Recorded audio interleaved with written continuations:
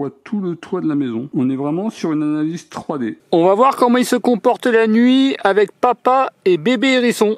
Bonjour tout le monde, en petite présentation et test du robot tondeuse de la société Mova, le Mova 600.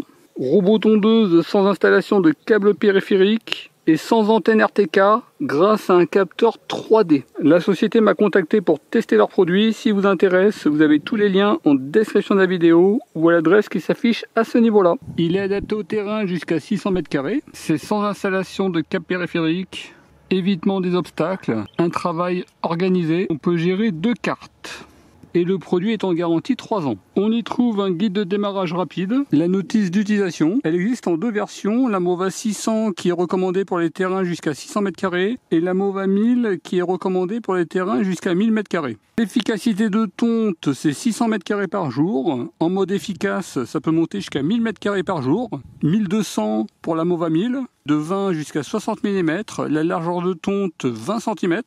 Le temps de charge pour la Mova 600 c'est 100 minutes, 40 minutes pour la Mova 1000. Les pentes c'est 45%, 24 degrés. Elles sont Bluetooth, Wi-Fi, 4G, GPS. La vitesse de tonte ça ira de 0,35 m par seconde à 0,6 m par seconde. Au niveau de la batterie, sur les 2 modèles, on est sur une 2500 mAh. Le chargeur c'est 1,5 A sur la Mova 600 et 3 A sur la Mova 1000. Sur la Mova 1000, on a un chargeur 2 fois plus rapide.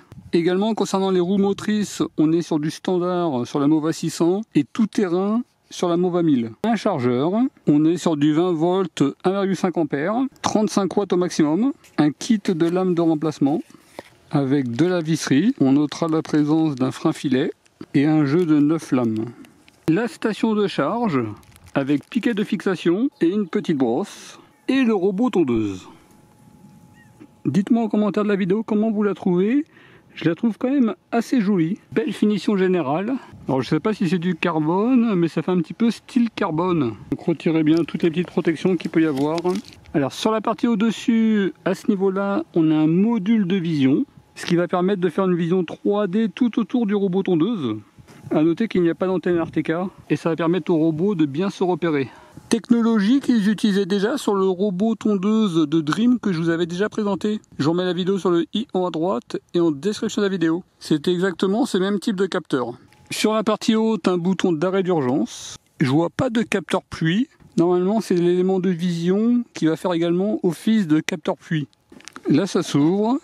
Il y a un petit cache. Il y a un bouton pour carrément éteindre le robot tondeuse. Pour l'hivernage, on pourra le désactiver. Un petit panneau de contrôle. Et là, concernant le réglage de la hauteur de coupe, il suffira d'appuyer et d'ajuster. Ça va de 20 jusqu'à 60 mm et on pourra régler tous les 5 mm. Là, vous voyez la partie en dessous. Là, vous voyez le plateau central avec 3 lames de coupe. La largeur de coupe, ça sera 20 cm. À l'avant, il y a 2 petits trous. On sera à peu près sur 8 cm sur 4 cm d'épaisseur. À l'arrière, 2 grandes roues. On sera à peu près sur 21 cm et 4 cm d'épaisseur. Une poignée de transport. Et là, le logement de la batterie. Il ne faudra pas utiliser de nettoyeur haute pression pour nettoyer. Simplement un jet d'eau. C'est une 18 volts, 2,5 Ah, 45 Wh. Et à ce niveau-là, il y a bien un joint de protection. Il y a un petit connecteur. A priori, c'est si on veut rajouter un module supplémentaire pour la 4G et le GPS. On va faire le montage. Il suffit de clipser. On connecte le chargeur. On positionne la brosse. Vous positionnez la station sur une surface plane. Vous la fixez. Dans l'application, on fait ajouter Robotic Mower, le Mova 600. Donc vous mettez votre réseau Wi-Fi et son mot de passe. Il faut appuyer sur OK 3 secondes. Il a trouvé le robot suivant et l'installation est très rapide. On en profite pour faire les mises à jour.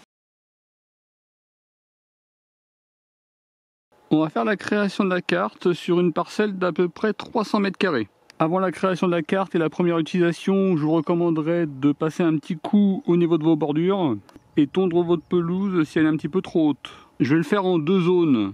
Une zone par ici et une zone par ici. On rentre dans l'application, démarrer la cartographie, sortir de la station. Il y a un petit didacticiel en français et on fait définir un point de départ. Et maintenant, il n'y a plus qu'à déplacer le robot le long de sa bordure.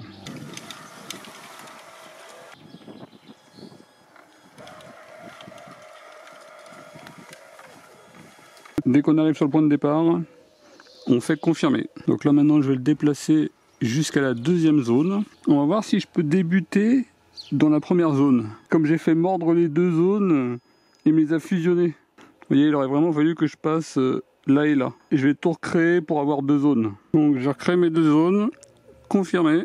Première zone, je suis passé ici. Deuxième zone, je suis passé là. Et là, ça m'a bien créé mes deux zones. Alors par contre, entre deux zones, il risque d'y avoir une zone non tondue. On va faire un chemin entre les deux zones. Point de départ atteint. Vous vous déplacez dans la deuxième zone. Définir le point de fin. Vous avez la possibilité d'ajouter des zones à interdire. Imaginons au pied de vos arbres, vous avez des racines qui dépassent. Bah là, il faudra automatiquement bloquer la zone. Moi, il n'y a pas de problème, il n'y a pas de racines qui dépassent. Dans la zone de travail, je ne vais rien bloquer. Et là, je fais terminer la carte. Il faut faire un chemin au niveau de la station de charge. Donc là, je fais définir, et là, je m'avance.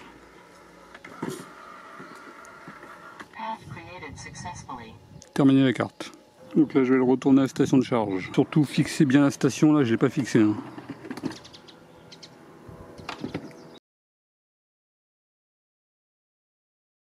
On va faire un petit test sur environ 250-300 mètres carrés. Je vais mettre 40 mm. Au niveau de l'efficacité de la tonte, je serai en standard. Hauteur et distance d'évitement, je serai à 10 cm. Allez, c'est parti. Commencez à tondre tout. Elle commence toujours par se relocaliser. Vous voyez, ça dure à peu près 1 à 2 minutes. Et après, elle va commencer à tondre. On est sur un déplacement organisé. Elle ne va pas partir n'importe où. Là, vous voyez le retournement. On est sur un retournement assez rapide. Dans la carte, on a le déplacement en temps réel, avec la surface tondue et le pourcentage d'avancement. Là, vous voyez avec un obstacle.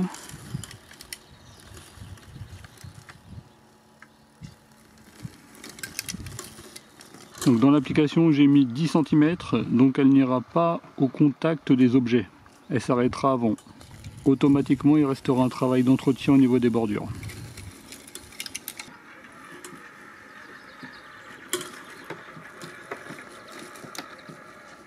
On est sur un robot tondeuse qui est très discret. On va regarder la largeur des passages, on va faire la moyenne sur 4 passages. Là on arrive sur le 4e passage. Et on est à peu près sur 42 cm sur 4 passages. On est à peu près sur une moyenne de 10 cm le passage. Bon, au niveau du robot tondeuse, faites attention au niveau des herbes qui pourraient dépasser. Par exemple, cette herbe-là, il va la considérer en obstacle. Automatiquement, ça va l'empêcher de passer dans le passage. J'ai dégagé le passage.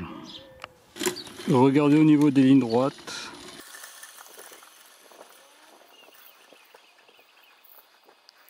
Vous voyez, il y a un très bon respect au niveau des lignes droites.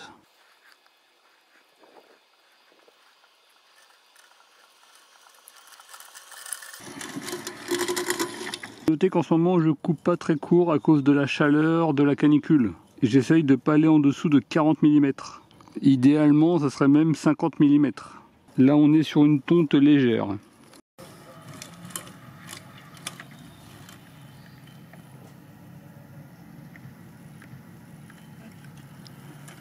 On est sur un capteur 3D qui fait tout l'environnement du robot tondeuse. Vous voyez, de l'herbe plus haute, également, elle n'ira pas au contact. Faites bien vos bordures.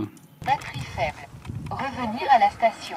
En 1 heure et 7 minutes, on est à 15% de batterie et a fait un retour à la station de charge. Je n'ai pas fixé la station, surtout vous devez impérativement la fixer. Commencez à charger. Et pour l'instant, elle aura fait à peu près 34% du travail, 85 mètres carrés. Continuez. Elle vient de terminer sa charge en 1 heure et 26 minutes et elle est remontée à 100%. La charge en 1h26 pour 49 Wh. Il a pratiquement terminé la première zone. Là maintenant, il fait la bordure.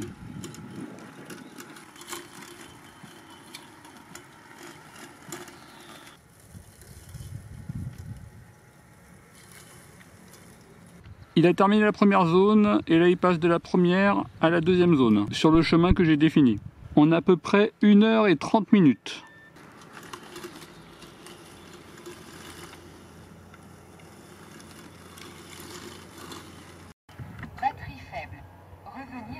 station. Donc au total, on est sur 2h26 de tonte. Et là, retourne une deuxième fois à la station de charge. A noter que j'ai eu absolument aucun problème de retour à la station de charge. Ça s'est toujours très bien passé. J'espère qu'elle va pas me contredire. Commencez à charger. On est à 100% et elle repart travailler. La charge 1h28 pour 50 Wh. Et c'est terminé, il retourne à la station de charge. Au total, il aura tondu pendant 3h09 et il se sera chargé pendant 2h55. Et la deuxième zone qui était plus compliquée, il aura fait en 1h39. Au niveau du résultat, ça donne un excellent résultat. Il est bien passé partout. Aucun problème au niveau de la tonte sur le terrain. Aucun blocage, aucun problème de retour à la station de charge. Simplement, il restera un travail d'entretien au niveau des arbres, des bordures, etc. Total des charges, 120 Wh. Aujourd'hui, on va le tester en mode efficace. Allez, c'est parti. Commencez à tondre tout. Là, vous voyez le déplacement en mode efficace.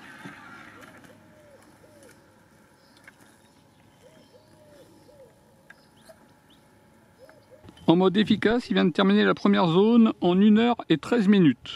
Et là, il est dans la deuxième zone. Il vient de terminer à l'instant en mode efficace. Au total, il aura tondu pendant 2h37 et il se sera chargé pendant 2h56. Il aura dû faire 2 charges. Vous retrouverez toutes les informations de ce robot tondeuse et tout ce que j'ai testé sur bricoscore.com, rubrique robot tondeuse. Il est adapté pour les terrains jusqu'à 600 m², 1000 m² pour le Mova 1000. Il pèse 10 kg, la largeur de coupe c'est 20 cm, la batterie c'est une 2,5 Ah 45 Wh. Le chargeur c'est un 1,5 A 35 watts. A noter que sur le Mova 1000, le chargeur est 2 fois plus rapide. Les temps de charge seront 2 fois inférieurs. Le retour à la station de charge, c'est quand il reste 15% de batterie. La reprise à 100%. Pour passer de 15 à 100%, il lui faut 1h28, 1h35 lors de la charge finale. En veille, la consommation c'est moins de 5 watts. Le temps de travail par charge en mode standard c'est 1h07 pour 90 m². En mode efficace c'est 1h07 pour 108 m². Le temps de travail par heure en mode standard c'est 80 m² et en mode efficace c'est 96 m². A noter que sur des terrains plus grands, le robot sera plus efficace, plus rapide. Étant donné que sur mon terrain, il y a quand même beaucoup de demi-tours. Le coût de la tonte pour 250 m², c'est 120 Wh, 2 centimes d'euros. Avec les robots tondeuses, on est sur un coût de fonctionnement très faible. Si je la faisais travailler de 9h à 21h sur mon terrain en mode standard, elle pourrait faire à peu près 400 m² sur une journée, 800 m² sur 2 journées, en sachant que sur mon terrain, il y a beaucoup d'allers-retours, ce qui fait perdre du temps. Sur des terrains plus grands, automatiquement, elle sera plus rapide. Et en mode efficace, on pourrait faire pas loin de 500 m² sur une journée et 1000 m² sur 2 journées. Je me suis amusé à comparer la Mova 600 avec la Mova 1000. La principale différence entre les deux modèles, c'est que la Mova 1000 elle aura des temps de charge 2 fois plus courts, étant donné qu'elle a un chargeur 2 fois plus rapide. La Mova 1000 elle pourra faire sur une journée 604 m² contre pas loin de 400 m² pour la Mova 600 en mode standard. Et en mode efficace, la Mova 1000 pourra faire plus de 725 m² sur une journée et pas loin de 1500 m² sur 2 journées. Particularité du robot, on peut créer 2 cartes différentes et avoir 2 cartes sur des lieux totalement différents. J'ai créé une carte avec un chemin spécifique de retour. La carte, elle est ici, avec un chemin spécifique. Là maintenant je vais rajouter une deuxième carte. Je vais faire ajouter une carte et là je vais créer une deuxième carte. Bien entendu l'intérêt de faire ça c'est quand on est par exemple sur des terrains totalement différents. Ça peut avoir un intérêt si par exemple vous avez 2 zones de terrain qui sont totalement séparées et le robot ne pourrait pas aller d'une zone à une autre. Là, créer 2 cartes, ça peut avoir son intérêt. En résumé, j'ai ma première carte qui est ici avec un retour à la station spécifique. Et là, j'ai ma deuxième carte avec un retour à la station spécifique. On va voir s'il va reconnaître la carte dans laquelle il est. Et également, est-ce qu'on peut le lancer finalement sans la station de charge. Donc là, je fais démarrer. Là, il est en train d'analyser. Vous voyez, il n'a pas réussi. Donc ce que je vais faire, c'est que je vais charger l'autre carte. Et là, je vais refaire démarrer. Commencez à tondre. Et là, il est réussi. Il faut impérativement charger la carte. Et à noter qu'une fois que vous avez fait la création de la carte, bah finalement, vous pouvez simplement mettre le robot sur le terrain à tondre. Alors par contre, lorsque la batterie sera vide, là, il va essayer de retourner à la station de charge. Là, j'ai chargé la deuxième carte et je vais le démarrer dans la deuxième carte. Commencez à tondre tout. C'est parti. Donc là, il scanne l'environnement. Positionnement réussi. Et là, il commence à tondre. On peut le démarrer hors station. Là, je fais un retour à la station de charge. Venir à la station. Et normalement, il va devoir faire comme ça. Chut, derrière la table et revenir ici. Et là, vous voyez, il respecte bien le chemin. Chemin qu'on voit à ce niveau-là. Vous voyez. On va voir au niveau des obstacles. On va essayer de voir déjà sur 10 cm est-ce qu'il détecte ou pas les hérissons. Idéalement, il faudrait mettre 5 cm.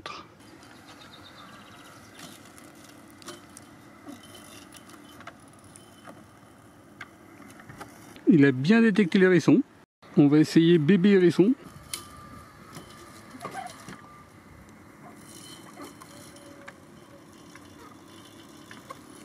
Il a bien détecté bébé hérisson. Avec une baballe 10 cm, il la capte pas. On va voir avec 5 cm.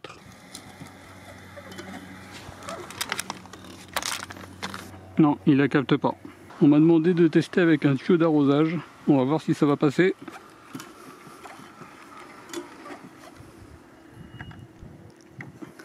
Ah, il a détecté, hein.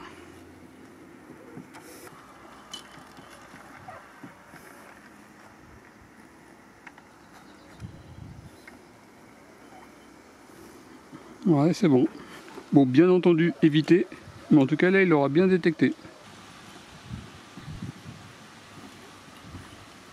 Là, volontairement, j'ai baissé.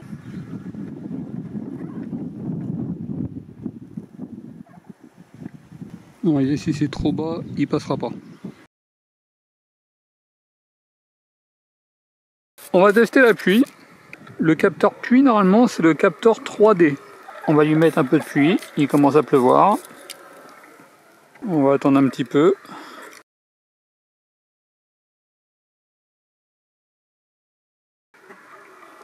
La protection contre la pluie est activée. Retour à la station.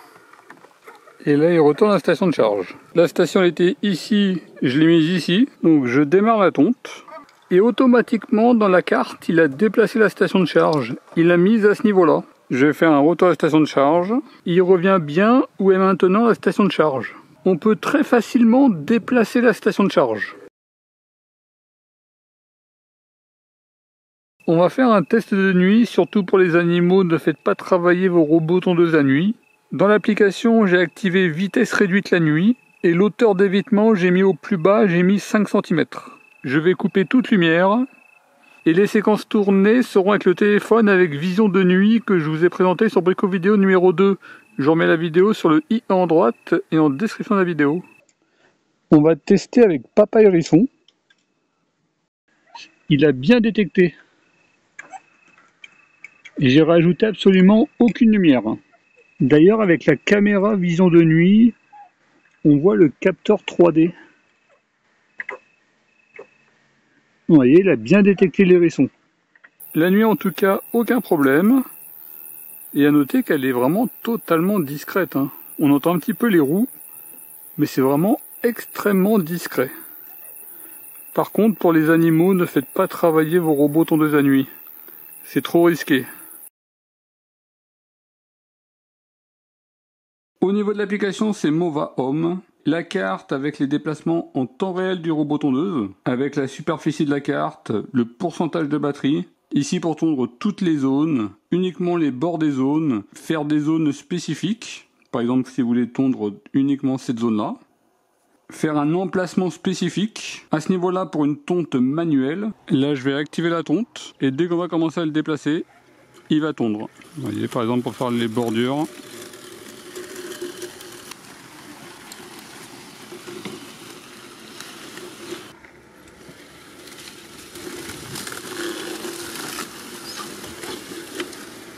Bien entendu, surtout ne tondez pas de l'herbe trop haute. Si vous le faites, mettez la hauteur maximale. Là, si vous voulez faire une programmation, à ce niveau-là, concernant la gestion de la carte, on peut avoir deux cartes totalement différentes à deux endroits totalement différents. Vous pouvez modifier les cartes, vous pouvez supprimer, définir des zones interdites, définir une zone de travail, un chemin de retour, paramétrer la zone. On peut séparer les zones, combiner les zones, renommer les zones. Si vous voulez faire des formes sur la carte, on pourra faire des dessins, par exemple des petits cœurs pour la Saint-Valentin. Ici pour démarrer, faire pause, annuler la tâche en cours, retour à la station de charge. Ici on a des paramètres spécifiques. En l'efficacité de la tonte, le mode standard environ 90 mètres carrés par heure et le mode efficace 150 mètres carrés par heure. La direction de la tonte, vous pouvez tondre dans un angle spécifique. Là vous pouvez faire un motif croisé ou un motif damier. Si vous voulez ou pas tondre les bordures, éviter ou pas les obstacles sur les bords. La reconnaissance des obstacles, vous pouvez l'activer ou la désactiver. Si vous l'activez, vous pouvez définir la hauteur d'évitement des obstacles, entre 5, 10, 15 et 20 cm, et la distance d'évitement des obstacles, 10, 15 et 20 cm. Vous avez un mode personnalisé. Pour chacune des zones, on peut définir spécifiquement. Si vous faites du multicarte, ici on peut changer très rapidement de carte. Et là on a une vue 3D. Là c'est la carte que j'ai créée à ce niveau-là. Et vous voyez, ça fait une zone 3D. Et on voit qu'il voit quand même assez haut en hauteur. Hein. Il voit le toit de la maison. Et ça peut vraiment capter très très loin. Hein. Et là c'est l'autre carte que j'ai créée à ce niveau-là. Et là vous voyez, on voit tout le toit de la maison. On est vraiment sur une analyse 3D. On a des options supplémentaires avec l'historique de travail. Pour l'instant, j'ai fait 1682 mètres carrés. Un petit résumé de la tâche avec la carte, le temps et la surface faite. Concernant les consommables et entretien, avec les lames, la brosse de nettoyage, le nettoyage sous le robot, la protection contre la pluie. Vous pouvez l'activer, la désactiver et mettre un délai. Par défaut, c'est 8 heures. On peut définir de 1 heure jusqu'à 24 heures. Une protection contre le gel, s'il fait trop froid, elle ne va pas tondre. Un mode ne pas déranger, vitesse réduite la nuit, si vous la faites travailler la nuit pour les animaux. On peut définir une plage horaire. Pour les animaux, évitez de tondre la nuit. Le chargement, lorsque cette fonction est activée, le robot maintient un niveau de batterie sûr lorsqu'il est inactif et se recharge complètement que pendant la période de charge désignée. Vous pouvez définir une plage horaire de charge. Une recharge automatique après une veille prolongée, une alarme anti-vol avec une alarme de levage hors carte et une localisation en temps réel. Pour la localisation, il faudra rajouter le module de liaison, la langue du robot. Il parle français, il y a de nombreuses langues disponibles. Concernant les mises à jour du logiciel,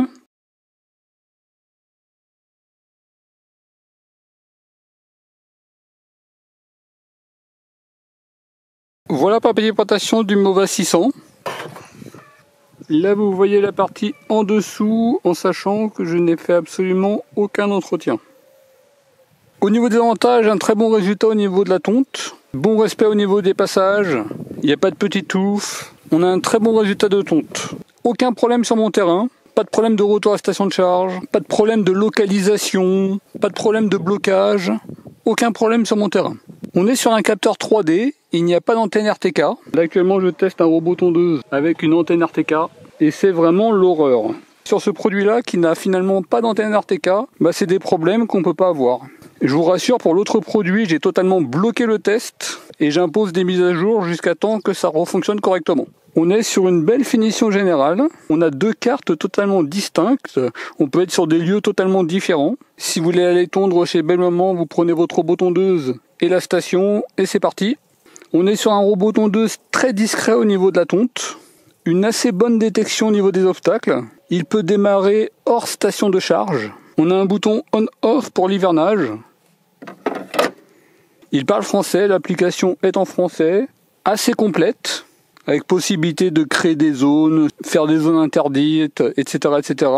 Il est garanti 3 ans et le coût de la tonte est vraiment très faible. Pour mon terrain, c'est 2 centimes pour 250 mètres carrés. Au niveau des points négatifs, la reprise du travail qui se fait à 100%.